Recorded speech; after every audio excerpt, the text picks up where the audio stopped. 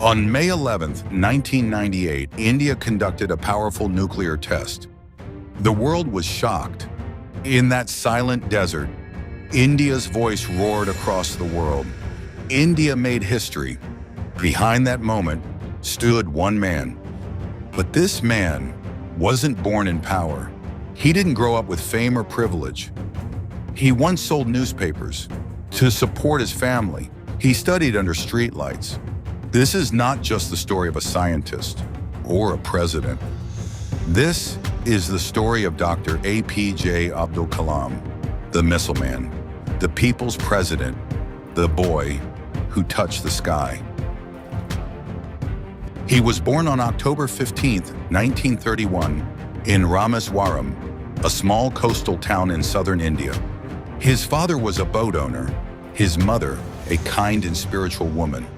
The family had no luxury, no wealth, but they had deep values and a strong heart. He grew up quietly, helping his father, selling newspapers, and studying under streetlights. Still, he topped every class. In the early 1950s, he studied physics at St. Joseph's College.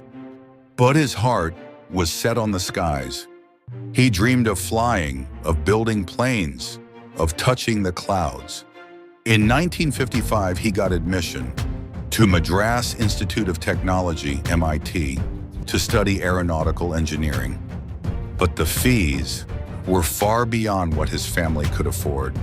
So his sister quietly sold her gold bangles to keep his dream alive. He never forgot that. At MIT, his final project failed. His professor warned him, "Fix it in 3 days or leave." Kalam didn't sleep. He worked without rest. On the third day, the professor simply said, "You've done it, Kalam." He didn't run from failure. He built strength through it. In 1958, he applied to the Indian Air Force.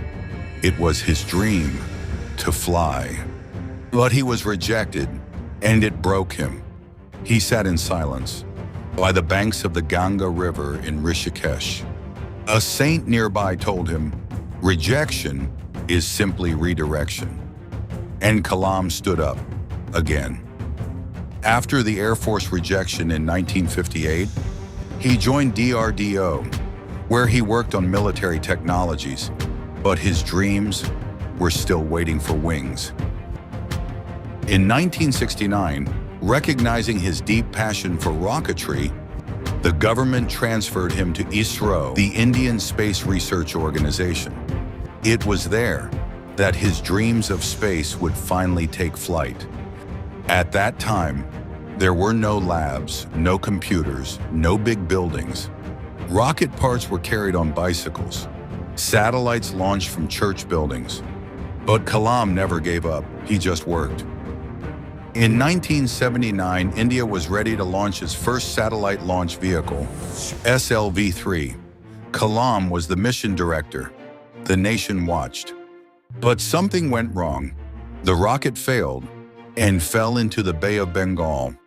It was a public failure, and the media surrounded them.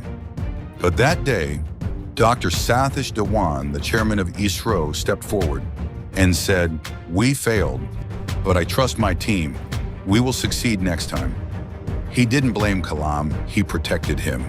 A year later, in 1980, SLV-3 lifted off successfully, placing the Rohini satellite into orbit. It was a milestone in India's space journey. A dream finally touched the sky. And this time, Dr. Dhawan stepped back and asked Kalam to face the press. That moment taught Kalam the true meaning of leadership. In the 1980s and 90s, he worked on India's defense projects, Agni, Prithvi, Trishul, Akash. He gave India strength and confidence. Then in 1998, he led the Pokhran nuclear tests, a mission planned with care and complete silence.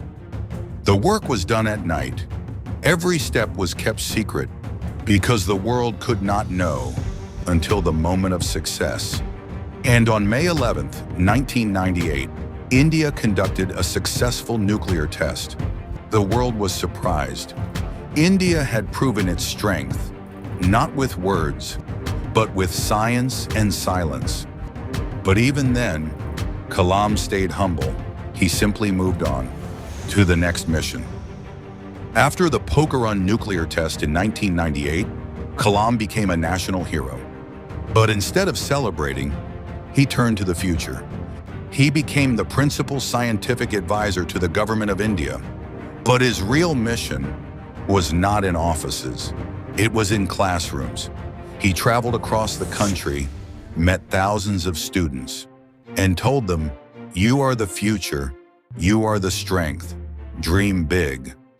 In 1999, he wrote India 2020, a powerful vision to make India a developed nation.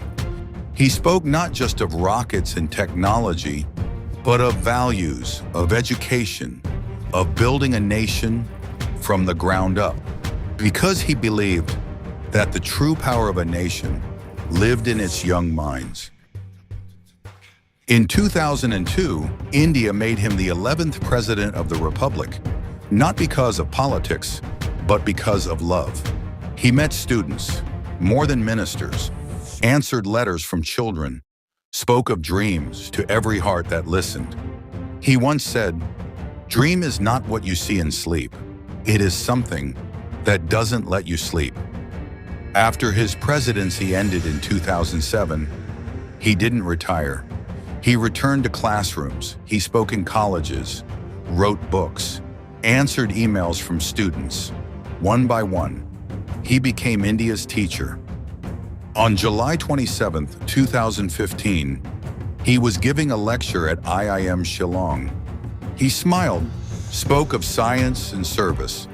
Then suddenly, he paused, placed a hand on his heart, and collapsed.